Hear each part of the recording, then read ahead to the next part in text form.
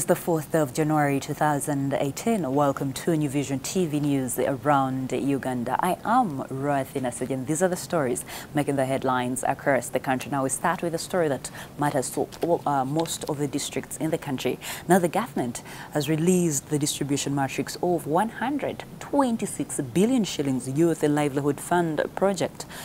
Youth Livelihood Program Fund since it was rolled out in February 2014, indicating the top districts recipients across the country. Now, according to the list, Kasese district has so far received the biggest share of the funds, totaling 1.9 billion shillings for 242 youth projects, followed by Chenjojo with 1.7 billion shillings that went to 223 youth projects.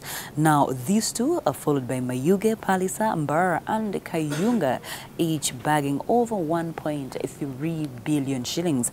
Other districts that have received the lion's share of the youth fund include Kamwenge with 1.2 billion shillings, Napak with 1.1 billion shillings, Dohoro with 1 billion shillings, Oyam 1 billion shillings, Kisoro 1 billion shillings, Kavalore 1 billion shillings, Kitgum 1.1 billion shillings, Lugazi, Muwenda and Nebi municipalities have received the lowest share of the funds. Now the districts of Kapelbyong has 220 million shillings, Buyukwe 393 million shillings, Ruchiga 341 million shillings, Apache 387 million shillings, and Kumi 547 million shillings. Now these have also not fared so well under the youth fund. Now crossing over to Kagadi district, the police in Kagadi are hunting for David Muhumuza, the former Mwenge North MP, over illegal timber cutting in Kagombe Central Forest Reserve.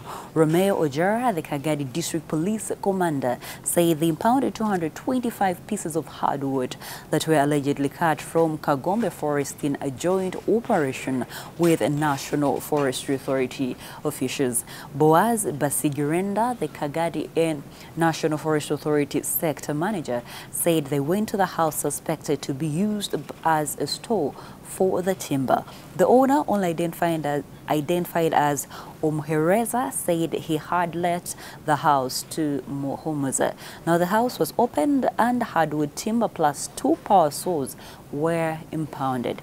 He said once arrested, Muhumuza will be arraigned in courts of law and charged with accordance with the National Forestry and Tree Planting Act 2003, Section 32, which says it prohibits the clearing of forests, grazing, camping, erecting structures, planting or cultivating crops in forests unless such is licensed under the Act. Now, when contacted, Muhumuza said he is a member of BAMO Multiple Enterprise East Africa Limited, which is engaged in promoting agriculture. He said the store belongs to the group and not him as an individual. You're still watching the news around Uganda. Now let us take a look at what is making the headlines across in the New Vision today.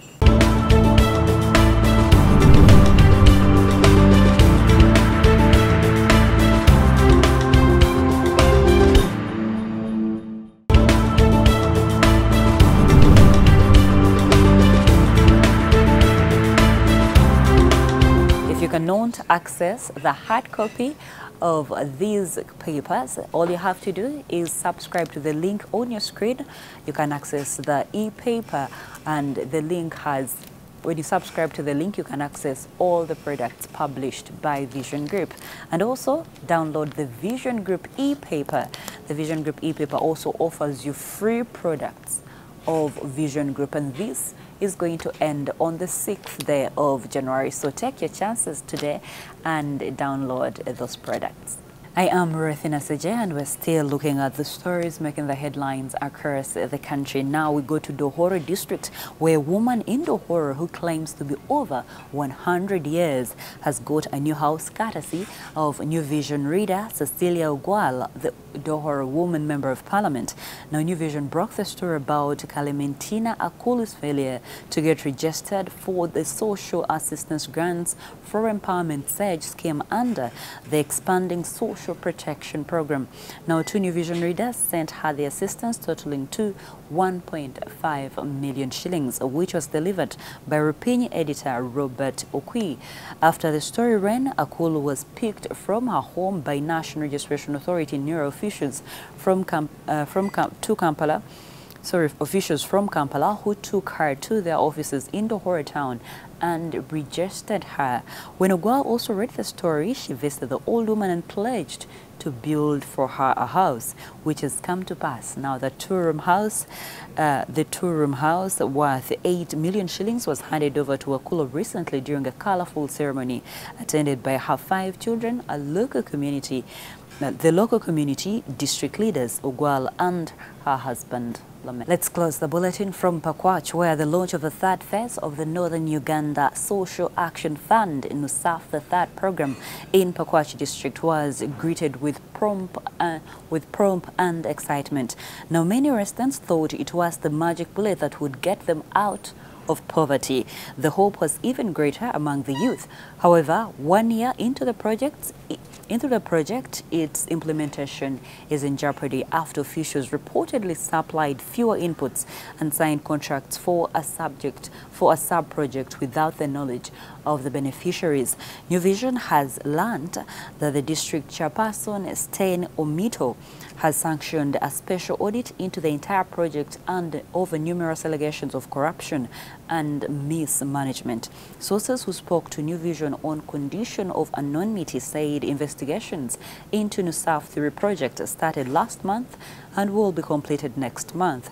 Now, Felix Bidog, one of the beneficiaries, said they have been approached by people from the district inquiring about their sub-project. Bidong is one of the members of the Puvungu Jakal Fish Cage Farm Group in Pakwach. And that's all I had for you from me, Rothina Seja, and the New Vision TV team. Remember, you can get more news updates and other programs here on New Vision TV by visiting our website, which is www.newvision.co.ug/video. You can also follow us on social media.